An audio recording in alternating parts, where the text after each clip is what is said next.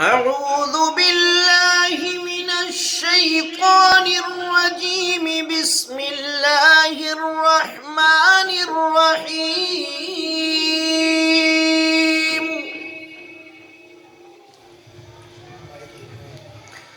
أرأيت الذي يكذب بالدين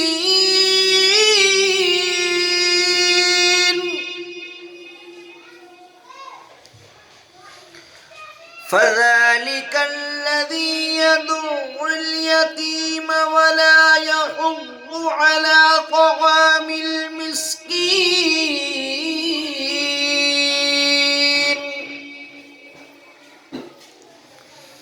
فويل للمصلين الذين هم عن صلاتهم ساهون